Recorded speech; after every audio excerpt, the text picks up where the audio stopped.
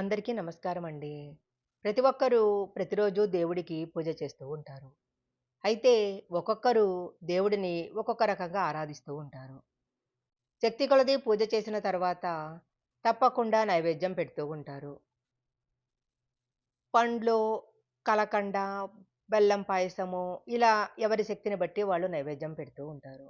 అయితే దేవుడికి ఏ నైవేద్యం పెడితే ఎలాంటి ఫలితాలొస్తాయో ఈ వీడియోలో మనం తెలుసుకుందాము.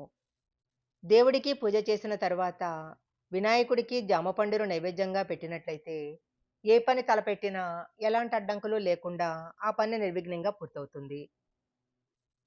పొట్టకు సంబంధించిన అనారోగ్య సమస్యలన్నీ కూడా నయమైపోతాయి. లక్ష్మీదేవికి పూజ చేసిన తర్వాత క్షీరాన్నము, తీయటి పండ్లు నైవేద్యంగా పెట్టి గులాబీ పూలతో పూజిస్తే లక్ష్మీ కటాక్షం కలుగుతుంది. అష్టైశ్వర్యాలను, ఆరోగ్యాన్ని ప్రసాదించే లక్ష్మీదేవికి వరిధాన్యంతో చేసిన పదార్థాలు నైవేద్యంగా పెట్టాలి. చదువుల తల్లి సరస్వతీదేవిని పూజించే సమయంలో కిచిడీని నైవేద్యంగా పెడితే పిల్లలకు మంచి విద్యాబుద్ధులు ప్రాప్తిస్తాయి. ఏ దేవుడికైనా సరే పూజ చేసిన తరువాత అరటిపళ్ళు నైవేద్యంగా పెడితే ఇంట్లో ఆర్థిక సమస్యలనేవి ఉండవు. దేవుడికి పెట్టిన నైవేద్యాన్ని అందరూ తప్పకుండా తినాలి. వీలైతే నైవేద్యాన్ని అందరికీ పంచిపెట్టాలి. దేవుడి ప్రసాదాలు ఎక్కువసేపు తినకుండా ఉన్నట్లయితే నెగటివ్ ఎనర్జీ ఏర్పడుతుంది. ప్రసాదం ఇతరులకు ప్రసాదం ఇతరులకు పంచినట్లయితే పూజ చేసిన వాళ్లకు మంచి ఫలితాలు కలుగుతాయి. దేవుడికి యాపిల్ పండుని నైవేద్యంగా పెడితే శ్రీమంతులవుతారని విష్ణు పురాణంలో చెప్పబడింది.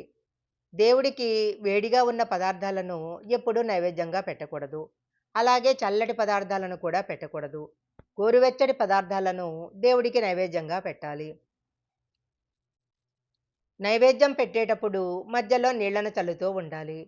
ఇంట్లో పూజ చేసిన తర్వాత కొబ్బరికాయను కొట్టి దేవుడికి నైవేద్యంగా పెట్టినట్లయితే జీవితంలో ఎలాంటి కష్టాలు కూడా రావు. శ్రీకృష్ణుడికి అటుకులతో కూడిన తీపి పదార్థాలు నైవేద్యంగా పెట్టినట్లయితే ఏది కోరుకున్నా నెరవేరుతుంది. రవ్వ లడ్డూను నైవేద్యంగా పెట్టినట్లయితే తలనొప్పి, అధిక రక్తపోటు లాంటి అనారోగ్య సమస్యలు తొలగిపోతాయి.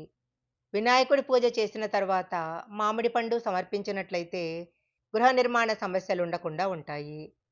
ఇష్టదైవానికి తేనెతో చేసిన నైవేద్యం పెట్టినట్లయితే ఏ విధమైన కష్టాలు లేకుండా ఉంటాయి. దేవుడికి నైవేద్యం పెట్టేటప్పుడు బయట నుంచి తీసుకొచ్చిన వాటిని నైవేద్యంగా పెట్టకూడదు.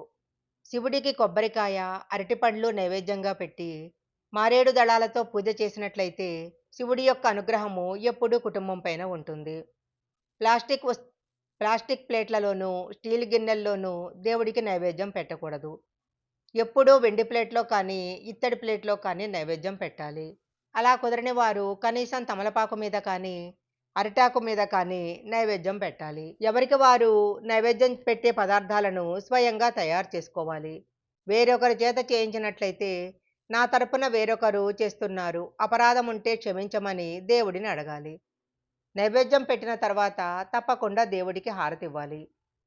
తీపి నైవేద్యం పెట్టేటప్పుడు అందులో బెల్లము, నెయ్యి తప్పకుండా ఉండేలా చూసుకోవాలి. దేవుడికి నైవేద్యం పెట్టిన తర్వాత ఒక్క 5 నిమిషాలు అలాగే వదిలేసి మనం పూజా గది నుంచి వచ్చేయాలి. అలా చేస్తే దేవుడి యొక్క చూపు నైవేద్యం పైన పడుతుంది. కమలా పండ్లు దేవుడికి నైవేద్యంగా పెట్టినట్లయితే చాలా కాలం పెండింగ్‌లో ఉన్న పనులు పూర్తవుతాయి. సపోటా పండును దేవుడికి నైవేద్యంగా పెట్టినట్లయితే వివాహ సంబంధాలు ఖాయమవుతాయి. వివాహం కాని వారికి త్వరగా వివాహం కుదురుతుంది. నేరేడు పండు దేవుడికి నైవేద్యంగా పెడితే లక్ష్మీ కటాక్షం లభిస్తుంది. ద్రాక్ష పండ్లు దేవుడికి నైవేద్యంగా పెడితే ఆనందము, సంతోషము కలుగుతాయి. అమ్మవారికి జామ పండును నైవేద్యంగా పెట్టినట్లయితే చక్కెర వ్యాధుల నుంచి ఉపశమనం లభిస్తుంది. అలాగే సంతాన ప్రాప్తి, దాంపత్యంలో వచ్చే కలహాలు తొలగిపోతాయి. గణపతికి పంచామృత అభిషేకం చేసి జామ పండ్లు నైవేద్యంగా పెట్టినట్లయితే వ్యాపారము చాలా లాభసాటిగా సాగిపోతుంది. ఏ కాలంలో వచ్చే పండ్లను ఆ కాలంలో దేవతలకు సమర్పించినట్లయితే సకల శుభాలు కలుగుతాయి. ఏ పూజలో అయినా నైవేద్యానికి ఎంతో ప్రాధాన్యత ఉంటుంది. పూట గడవని నిరుపేద నుంచి కోట్లకు పడగెత్తిన వారి వరకు ఎవరి శక్తికి తగిన నైవేద్యం వారు సమర్పించుకుంటారు. భగవంతుడికి మాత్రము అందరూ సమానమే కాబట్టి ఎవరు పెట్టిన నైవేద్యమైనా ఆయన స్వీకరిస్తారు. ఈ వీడియోలో చెప్పిన విధంగా భగవంతుడికి నైవేద్యం గనక సమర్పించినట్లయితే సకల శుభాలు కలుగుతాయి. ఈ వీడియో గనక మీకు నచ్చినట్లయితే లైక్ చేయండి, షేర్ చేయండి.